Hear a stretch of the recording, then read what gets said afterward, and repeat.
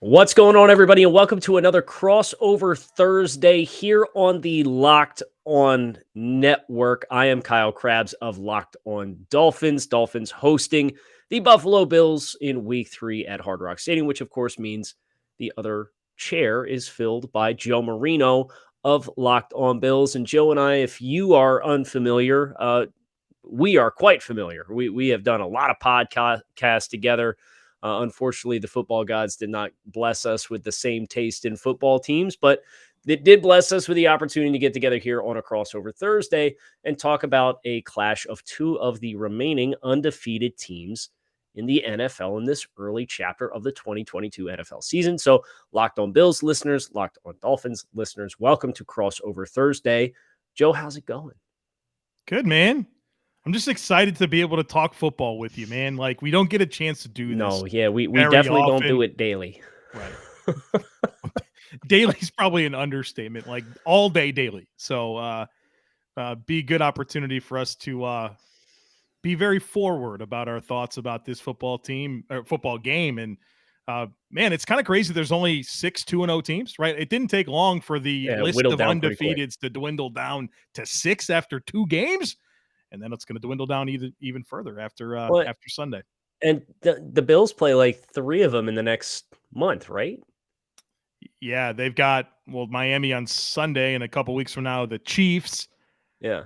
So yeah, it's going to dwindle They down quick. So the they 70 whatever Dolphins, they'll be able to exhale pretty quickly here. um, so, I guess what's fun about this, and we're gonna get into biggest stories for each team, but I guess what is fun about this is we do draft dudes together, right? But we usually have to apologize on draft dudes for being so Bills and Dolphin centric, and, like, now this is like no holds barred. It's it's just Bills and Dolphins, so it's gonna be a really good opportunity. We're gonna let it fly today here on the show. So, Joe, I would ask you this: what is the biggest storyline for the 2-0 Buffalo Bills as they get ready for their Week 3 showcase on a short week against the Dolphins? Well, Kyle, I'm eager to share that with you. But first of all, crossover Thursday. It's presented by our friends over at Of PrizePicks. course. PrizePicks is so much fun and it's easy to play. No competing with other players, just you. First, the projections available. You pick 2 to 5 players, and if they score more or less than their PrizePicks projection, you can win up to 10 times your money on any entry. It can literally take less than 60 seconds to enter. It's that easy. We love PrizePicks, and we know you will too. First-time users can receive a 100% instant deposit match up to $100 with promo code Locked On. That's PrizePicks.com, promo code Locked On. Kyle, the biggest story for the Buffalo Bills in this football game against the Miami Dolphins is very unfortunately injuries. And the Bills have been a very healthy team over the last several years, but early on this year, they are banged up. And I have some level of concern about a significant amount of starting players for the Bills. Wide receiver Gabriel Davis, he missed the Monday night game against Tennessee with an ankle injury. Tight end Dawson Knox and Mitch Morse, they both got injured against Tennessee. They finished. Dawson Knox had an ankle, Mitch Morse an elbow injury. We'll see. You never know how those things evolve throughout the course of the week, what the soreness is. Defensive tackle Ed Oliver missed Monday night with an ankle injury. Defensive tackle Tim Settle, calf injury. He missed Monday night. And then during the game against Tennessee, Jordan Phillips, hamstring injury. Matt Milano, a stinger. Micah Hyde, a neck injury. Dane Jackson, neck injury. All those guys didn't finish the game. And so it's going to be a very stressful week trying to figure out who's going to be available. And I can tell you this, if you're looking for Sean McDermott to tell you anything, it ain't going to happen. He's going to say we're taking it one day at a time. Every time he does his press conference, I assure you he will tell you that he hasn't spoke to the team doctor and doesn't have any new updates. He's going to kick the can, and then 90 minutes before kickoff, we'll find out who the inactives are. And it'll be pretty telling about who's actually available. And so the good news for the Bills side of things is Josh Allen's good to go. Stefon Diggs is good to go. And there's a lot of talent on the team, but you're talking about a significant amount of defensive talent that is either banged up or won't be available. And that doesn't even include Tre'Davious White. And so the Bills have a tough assignment going on the road, South Florida, September, good Dolphins team, and they might be shorthanded. Yeah, and from Miami's side of the fence, injuries are certainly something that the team has not been uh, immune from. Starting right tackle Austin Jackson was placed on short-term IR. Starting cornerback Byron Jones started the year on the PUP and is going to miss at least the first 4 games of the season. But they are a team who all of their impact players to this point have been available to them. And you've seen those impact players show up in a lot of different ways throughout the course of the first 2 games of the season. That, of course, starts first and foremost with the speed that the Dolphins have on the perimeter in Tyreek Hill and Jaylen Waddle and what they were able to provide for quarterback Tua Tagovailoa in the midst of the 42-38 comeback victory over the Baltimore Ravens in week 2. Is kind of what everybody was kind of holding their breath and waiting to see from the Dolphins offense. And the fact that you have this sampling of it now, you would like to think the narrative around the pressure on Tua Tagovailoa, at least for the short term, would be relieved. But there's no rest for the weary. And now the team that has just consistently given the Dolphins fits over the last 4 years is coming to town.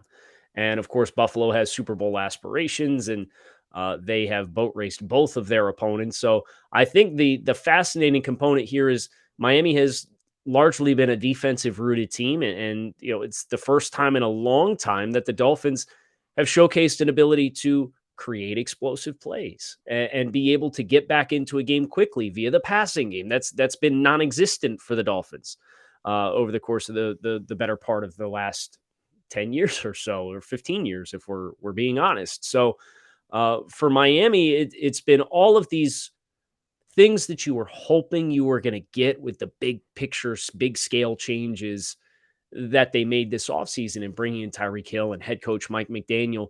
Like, you're seeing the evidence of this, and it's led to improved offensive line play and improved productivity from Tua Tagovailoa. The question is, how much of it is a small sample size? How much of it was the Ravens and their defensive shortcomings and some of the players that they did not have available? And then how much of it was the Dolphins executing and taking, and how sustainable is that? And I think that's the big thing, of course, when a divisional rival who's defeated you 7 consecutive times and is the Super Bowl favorite comes into town. This is the big litmus test. And Dolphins fans have been waiting a really long time for the team to declare themselves as kind of back to being competitive and being legitimate contenders. And they've started 3-0 in the past. And then they play the New England Patriots and they lose 38-7, which happened back in 2013, was a year in which Miami had a lot of excitement for, fast start. And they quickly came back down to earth. And you've seen the manner in which the Bills have defeated each of their first 2 opponents. And it's up to Miami to make sure that they can keep pace, because I think even if they are their defensive effort is renewed after giving up 38 to Baltimore, you can't expect to contain the Bills offense for 60 minutes. Well, just a second, I want to talk about key matchups for both sides of the coin here. But Kyle, I want to add just a thought here about the recent history between the Dolphins and Bills. And everyone's aware the Bills have won the last 7. And one of my messages to Bills Mafia, and I think they might get a little bit frustrated with me because I don't fully lean into dominance and I have a lot of respect for opponents. The Bills have had success against the Dolphins, but I'm not sure how much it matters on Sunday. This is not the same Dolphins team, right? This is a new coaching staff under Mike McDaniel, really reinvigorated offensive approach. They've infused this offense in particular with veteran talent like a Tyreek Hill, like a Connor Williams, like a Terran Armstead, the 2 running backs, Chase Edmonds back there, Raheem Mostert. Excellent. Right. Yeah. Those are real NFL players. Like there's a situation here where this team has a completely different look and feel to it, both from a roster perspective and a coaching perspective. And like, let's not sleep on some of the veteran additions on the defensive side of the football. When you look at a Melvin Ingram and a Trey Flowers, who got a little bit of run last week. I mean, this team is not the same old Dolphins. And so while I think Bills Mafia feels great about the past, I don't think it matters much when we're talking about this Sunday, these 2 teams playing. It's a lot of newness really for both sides of the coin, but especially on the Dolphins side of things. Remember when winning felt easy? That's because when you were younger, you were at the peak of your testosterone production. What some have called the winner's hormone or the man hormone. Wouldn't it be nice to get that winner's edge again and that old swagger back in your step? Want more energy to counter the negative physical effects of aging?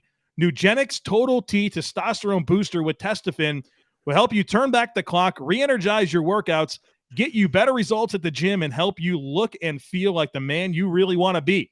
Nugenix Total T contains a man-boosting key ingredients like testosterone. It has been validated in 5 clinical studies shown to boost free testosterone levels in men. And because Nugenix Total T boosts free testosterone that the aging process robs, you'll feel stronger, leaner, with more energy and drive and more passion to your partner. Will notice the difference. Nugenix Total T can help re-energize your life and help you get back to the powerful, confident, and good-looking warrior you used to be. Now get a complimentary bottle of Nugenix Total T when you text NFL to 231-231. Text now and get a bottle of Nugenix Thermo, the most powerful fat incinerator ever, with key ingredients to help you get back into shape fast, absolutely free. Text NFL to 231-231. That's texting NFL to 231-231. Message and data rates may apply. Terms apply. Available at nugenix.com/term. Key matchups. Bills, Dolphins. Would love to hear from you first, Joe, on what stands out to you and measuring these two teams, as you've made the point that, well, both of these teams, it's a new year, right? You know, the Bills, new offensive play caller, some new pieces on the offensive line. Von Miller being present on the defensive side of things as well, and his early impact. I mean, both of these teams, it's a new year. There's new expectations. And when you look at these two rosters and you hold them up against one another, what stands out to you? Well, first of all, it's funny you mentioned Ken Dorsey, the offensive coordinator. You and I were at SoFi Stadium watching Bills-Rams to open the year. And one of the comments that I made to you during the game was, this ain't Brian Daboll's offense.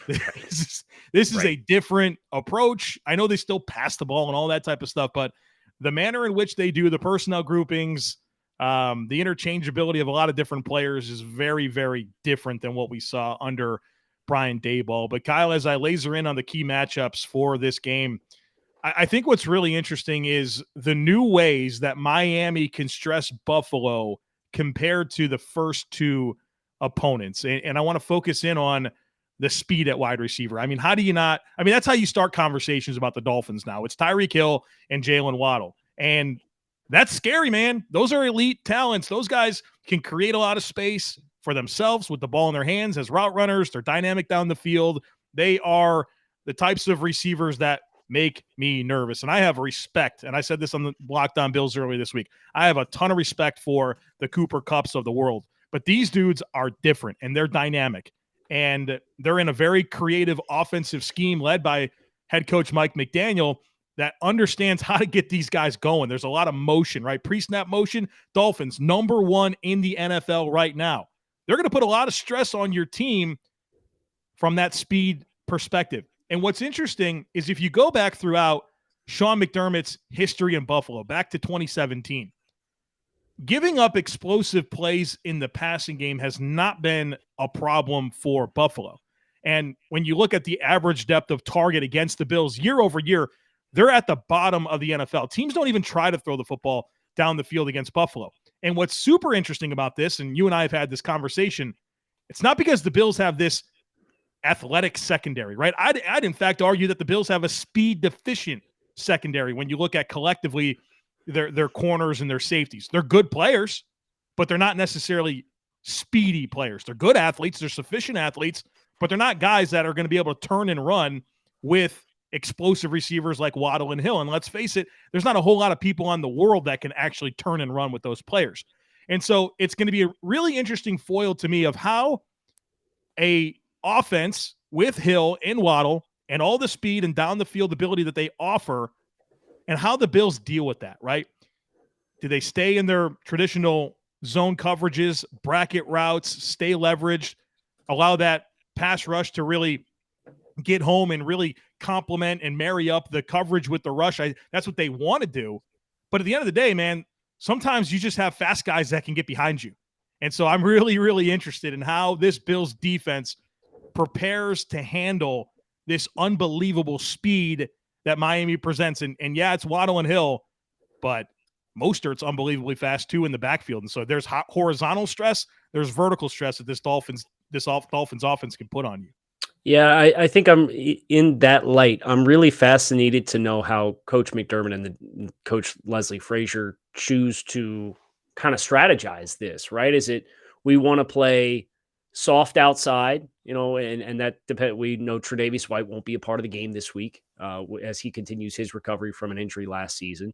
Uh, We'll see with Dane Jackson. Obviously, super scary injury for him. There's more important things than being available to play week 3 for Dane Jackson when you consider just how scary that injury looked and the medical response to it. And glad to hear that he's seems to be doing well and avoided all kinds of major injuries. But availability for week 3 is a question. So it's okay. Christian Benford and Kyer Elam Yeah. is like, do you want to play those guys off and try and keep everything in front of you? Do you want to try to get physical at the line of scrimmage and play your safeties over top of them? And then in turn, how that can be attacked from Miami side of things with the middle of the field with the running backs, like you said, and Raheem Mostert and Chase Edmonds, who have both been productive in the passing game and have both shown bright flashes as far as being capable of being on the field and protection. So it's not like you could just key off, oh, well, Edmonds is in the game, so they're running passes, or, oh, well, Mostert's in the game, so they're going to run outside zone. They are fairly interchangeable in that regard. And then tight end Mike Gesicki, who got on the board this weekend against the Baltimore Ravens after one catch for 1 yard against the New England Patriots in the season opener. So if they're going to play safeties over top on both guys, okay, now the chess match becomes the middle of the field and how the linebackers handle that and how the Bills sub package players are able to handle all of those pass catchers with all that dynamic ability. Or in turn, are you going to play soft outside and ask them to just stay disciplined and stay over top? And then it becomes those guys having to rally up and tackle in space against these speedy receivers. So I think that for me, when I look at Miami offense versus Bills defense, and then take into account the availability that we're expecting Buffalo to have at the corner position, I think that's the really fascinating decision that the Bills have to make in this game. Now, I think from Miami's perspective, I'm really fascinated to see how they try to slow down Von Miller, right? The impact plays, he looks like he's found the fountain of youth early on this season with just how disruptive he's been up front. And the Bills, of course, have a lot of rotational guys as well between Greg Rousseau and Boogie Basham. Like, they got some horses that'll get after you up front. And Miami has shown to be pretty effective with the perimeter screen game, getting offensive linemen out in space quickly and turning it into kind of a punt return left or punt return right type situation. How well do they do that? Do they try to roll out and move the launch point? They tried to do it a lot in week 1, and it didn't. New England was pretty disciplined on the edge as far as flashing and containing those rollouts. So you didn't have the opportunity to get the 3-level stretch on a half field read with Tua moving the launch point, throwing to his dominant side.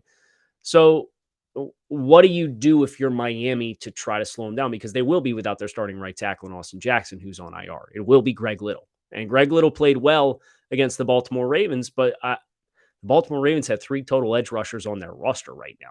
And one of them suffered a broken bone in that game. It's Odafe Owe and Justin Houston are the 2 true edge defenders that are on that roster.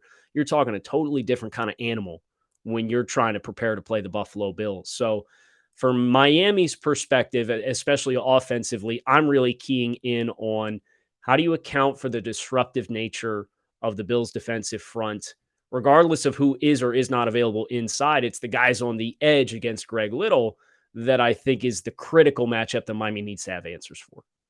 Well, and I think that's from a Bills side of things. When you start to get nervous about the speed that's capable of getting down the field, your answer has to be the pass rush, right? It has to be deploying all the defensive line talent that you have against a right tackle and Greg Little. And, a player in Liam Eichenberg at left guard that's traditionally been a tackle throughout his career, still finding his way at guard.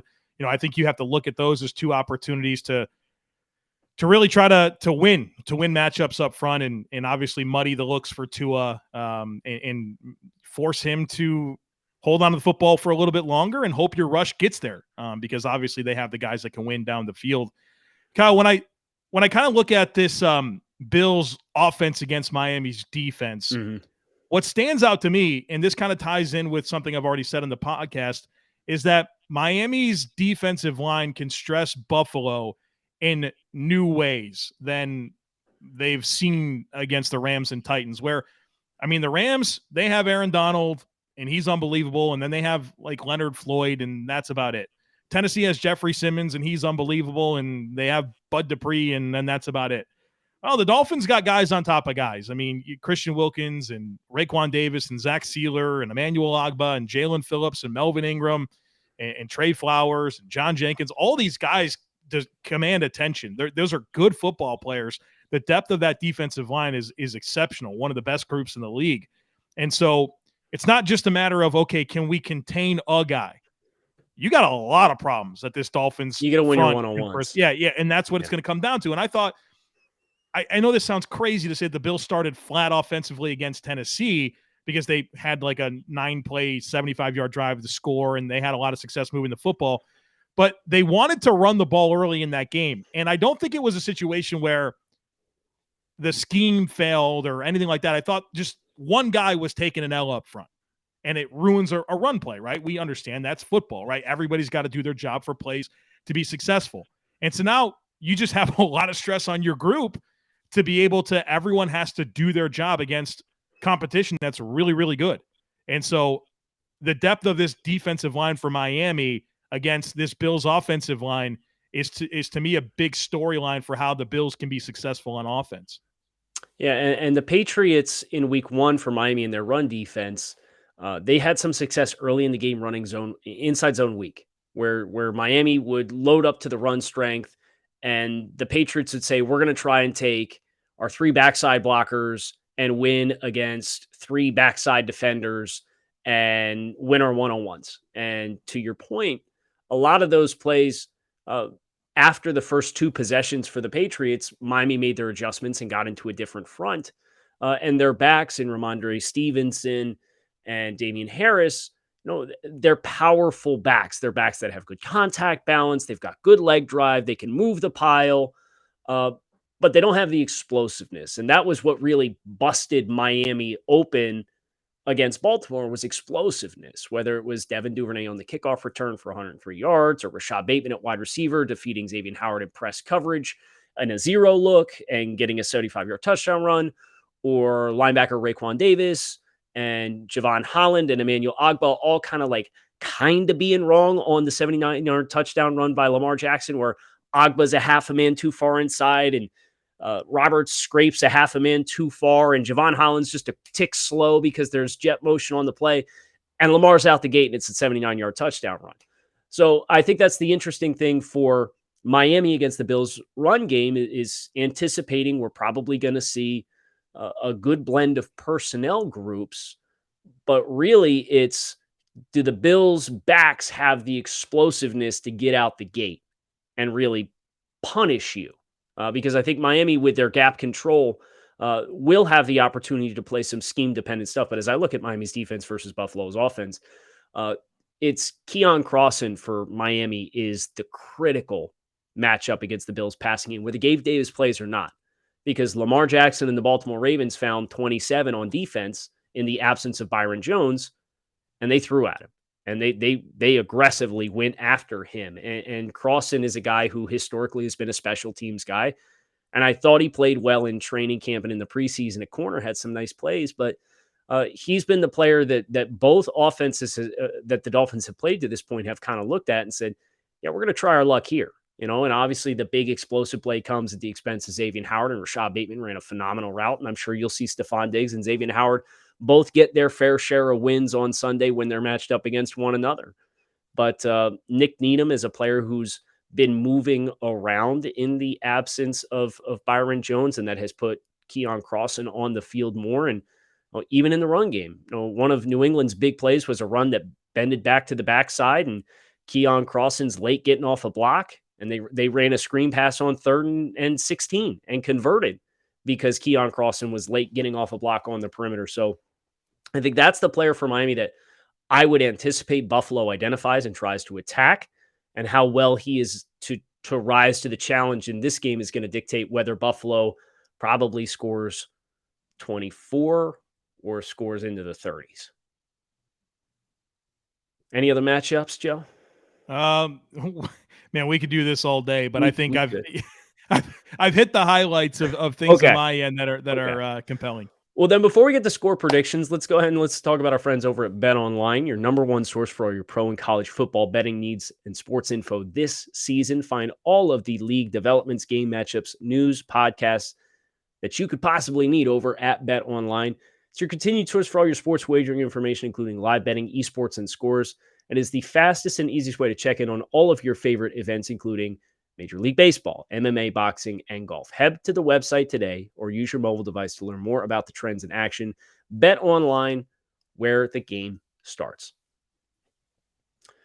So it is that time for us to get into some score predictions. And I think I know you well enough to know this segment might surprise people on both sides of the fence. And maybe you'll put your homer hat on. I don't know. But like, I'm sitting here expecting myself to pick the Bills because I have continuously said Mhm. until the Dolphins show they can beat the Bills with 7 consecutive wins and taking all of the cheese that you're warning your fans not to do, I am buying into because I'm a superstitious guy.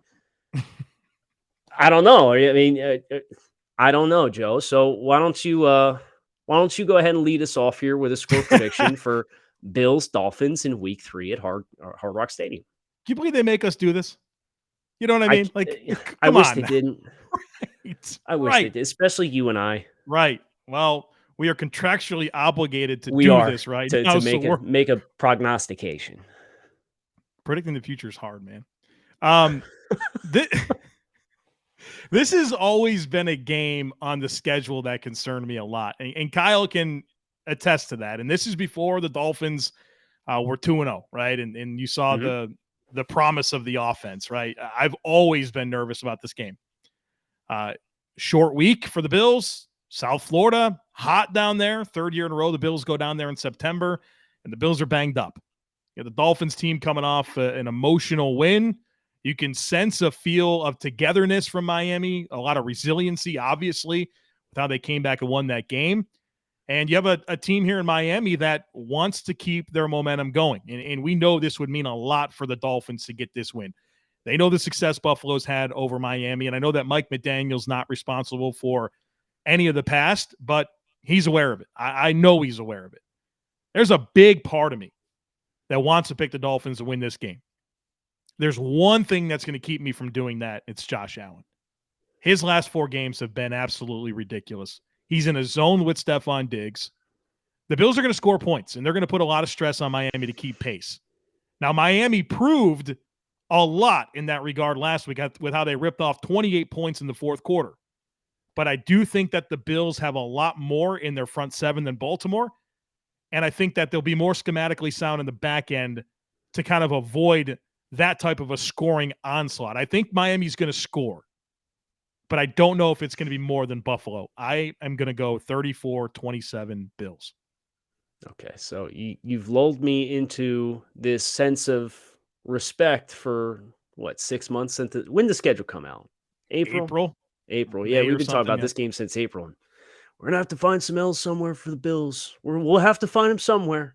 We'll say, okay, Super losable game. he might come Super in here and losable. pick the Dolphins in the crossover, and then sure enough, 34 to 27. I think it'll be closer, but I've said this and I will continue to say this until the Dolphins do it.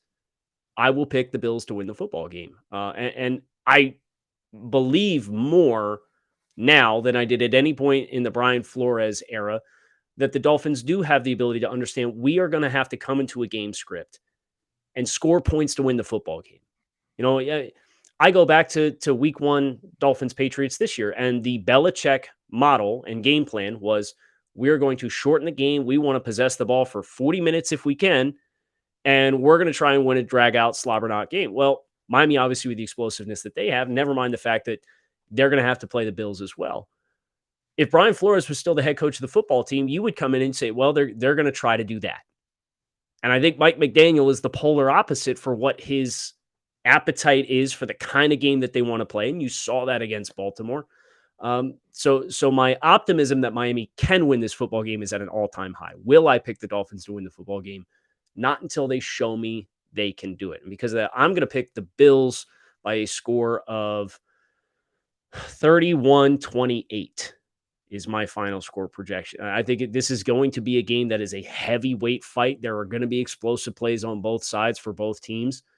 And it's going to be who gets those 2 or 3 bounces of the ball. And is the elite quarterback enough to swing the pendulum Buffalo's way?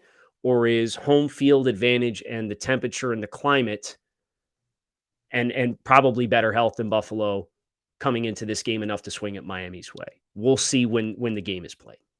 Well, and you know, Kyle, that for 6 months I've been preparing myself to pick Miami to win this game. And part of that was some level of belief that the Bills offense would be just okay to start the year. Oh, yeah, that's not a problem. Well, you know, and there's reasons to believe it that, you know, a lot of new coaching influence on this team.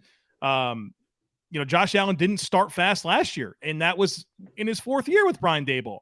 I had some level of concern that the Bills offense would not be what they've been so far. And I think seeing them score the way that they have at will when they, you know, a second half against the Rams and the, you know, for the first 3 quarters against Tennessee until Mike Vrabel waved the white flag, that's what gives me the confidence. If it was Josh Allen at the start of last year, I'd say, yeah, Dolphins are going to win this game. That's what's been different for me.